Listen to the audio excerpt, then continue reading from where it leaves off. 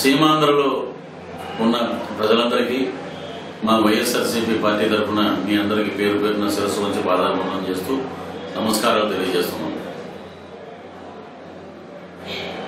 జగన్మోహన్ రెడ్డి గారి ఆధ్వర్యంలో వైఎస్ఆర్సీపీ చాలా వేగవంతంగా మరి 30 సంవత్సరాల నుంచి ఉన్న తెలుగుదేశం పార్టీకి ధీటుగా పోటీగా నిలబడి మేము అధికారంలోకి రాకపోయినా మ్యాజిక్ ఫిగర్ చేరుకోకపోయినా 67 అసెంబ్లీ స్థానాలు 8 పార్లమెంటు సెగ్మెంట్లు గెలుచుకుని ఈ రాష్ట్రంలో ఒక బలమైన ప్రతిపక్షంగా వైఎస్ఆర్సీపీ తన వంతు పాత్రని పోషిస్తుంది.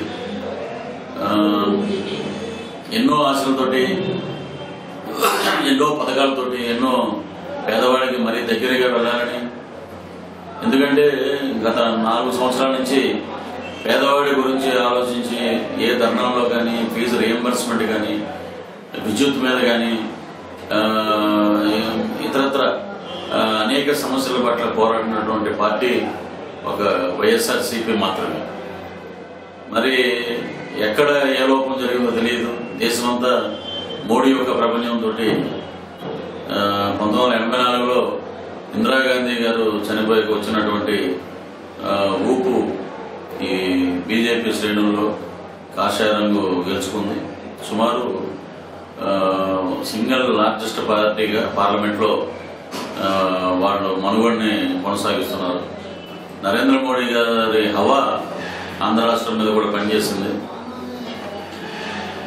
అధికారంలో రాకపోయినా అధికారం కాదు, మాకు ప్రజల యొక్క శ్రేయస్సు ముఖ్యమనే వ్యక్తి మా నాయకుడు జగన్మోహన్ రెడ్డి గారు. ఆయనతో పాటు ముందు ఇదివరకు నేను చెప్పాను, ఎలక్షన్ అయిపోయాక మరలా నటులు ఎవరు కనపడరు, మళ్ళీ తర్వాత ఎప్పుడో కానీ రారు అని. కానీ నేను నా వంతు కృషిగా పార్టీని నమ్ముకున్న వ్యక్తిగా ఒక కార్యకర్తగా జగన్మోహన్ రెడ్డి గారి ఆజ్ఞానుసారం కార్యకర్తలని ఇంకా మేము కార్యకర్తలలో ధైర్యం మనోధైర్యం నింపాలి. అలాగే ప్రతి జిల్లాకి వెళ్ళి మా వంతు సహకారం మా వంతు కృషి చేస్తాం. రూట్ స్థాయి నుంచి క్షేత్రస్థాయి నుంచి వైఎస్ఆర్సీపీ పార్టీని మరలా బలోపేతం చేసుకుంటాం. వచ్చే మరలా సార్వత్రిక ఎన్నికల్లో మేమే విజయం సాధిస్తామనే ధీమా మేము చూపిస్తాం, చేస్తాం కూడా. ప్రతిపక్షంలో కూర్చున్నందుకు మాకు బాధగా లేదు. గెలుపోవడంలో ఈ ఎన్నికల్లో సహజం. ఒకళ్ళు గెలుస్తారు, ఒకళ్ళు ఓడుతుంటారు. ప్రజాస్వామ్యంలో ఇవన్నీ సహజం. ప్రజల తీర్పుని మేము ఆనందంగా స్వీకరిస్తున్నామని చెప్పి జగన్మోహన్ రెడ్డి గారు చెప్పడం జరిగింది. అలాగే గెలిచినటువంటి నారా చంద్రబాబు నాయుడు గారికి, కేసీఆర్ గారికి, మోడీ గారికి కూడా శుభాకాంక్షలు తెలియజేశారు. ఇక ఒకే టార్గెట్ జగన్మోహన్ రెడ్డి గారు అని ఆయన మీద టార్గెట్ పెట్టి అన్ని ఛానల్స్ కానీ అన్ని పత్రికలు కానీ అన్ని రాజకీయ పార్టీలు కానీ ఒక మూగుమ్మడి ఒక ఉప్పెన్లాగా దాడి చేసినా కూడా, ఇంత మోడీ ప్రపంచం ఉన్నా కూడా మరి 67 అసెంబ్లీ స్థానాలను సాధించి 4 ఏళ్ళు లోపే ఉన్న పార్టీ 30 సంవత్సరాల నుంచి ఉన్నటువంటి తెలుగుదేశం పార్టీకి ధీటుగా సమాధానం చెప్పిన ఒకే ఒక పార్టీ రాష్ట్రంలో వైఎస్ఆర్సీపీ మాత్రం అని చెప్పి మీకు తెలియజేస్తున్నాం. అలాగే పార్లమెంట్ సెగ్మెంట్లో కూడా చాలా చోట్ల కొన్ని చోట్ల మాకు కొన్ని అనర్థాలు జరిగినాయి.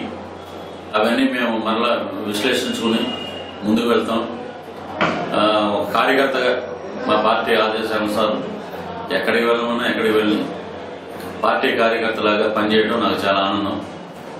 త్వరలోనే ఇడుపులపై రాజశేఖర రెడ్డి గారి సమాధి దగ్గరికి వెళ్తాం. ఎందుకంటే పార్టీలో జాయిన్ అయిన 2 సంవత్సరాల ముందు ఆయన దగ్గరికి వెళ్ళి ఆశీర్వాదం తీసుకున్నాం. అలాగే ఆయన దగ్గరికి వెళ్ళి మరలా మేము ఒక రెట్టించిన ఉత్సాహంతో ముందుకు పోతాం. ఈ రాష్ట్రాన్ని విడగొట్టి ఏదో లబ్ధి పొందాం అనుకున్న కాంగ్రెస్ అటు తెలంగాణలో కానీ ఇటు సీమాంధ్రలో అయితే మరీ ఘోరం. 0 స్థానాలు 0 సంఖ్యకి చేరుకుంది. మరి వారు మాట్లాడిన మాటలు కానీ వారు చెప్పినటువంటి విధానాలు కానీ ఈరోజు ప్రజలకు నచ్చలేదు. పేదవాడి గుండెల్లో నిలబడిన పార్టీ ఒక వైఎస్ఆర్సీపీ మాత్రమే. పేదవాడి గురించి అనుక్షణం ఆలోచించే పార్టీ ఒక వైఎస్ఆర్సీపీ మాత్రమే. ఈ సందర్భంగా టంకా బజాయించి చెప్తున్నాం. మేము ఎవరితోటి మా నాయకుడు అన్నారు, ఎవరితోటి మేము పొత్తు పెట్టుకోము, ప్రజలతోటే మా పొత్తు ఉంటుందని. అది వాస్తవం ఏంటంటే మాకు ప్రజల యొక్క యోగక్షేమాలు, ప్రజల బాగోగులు కావాలి. వాటి కోసం, వారి శ్రేయస్సు కోసం, వారికి రావాల్సిన పథకాల కోసం, ఏ ఆశయంతో వారు పేదవాడు, బడుగు బలహీన వర్గాలు ముందుకు పోవడం, ఆ ఆశలు, ఆ పథకాలు నెరవేరే వరకు వైఎస్ఆర్సీపీ నిరంతరం పోరాటం చేస్తుంటుందని ఈ సందర్భంగా మీ అందరికీ తెలియజేస్తున్నాం. నాయకుడిని నమ్ముకుని మోసపోయిన ప్రజలే ఈసారి అలా ఎవరు మోసపోయి, నాయకుడి మాటలకు ఎవరు మోసపోయే ప్రజలు ఎవరు లేరండి. ఈసారి ఓటర్లో బాగా చైతన్యం వచ్చింది.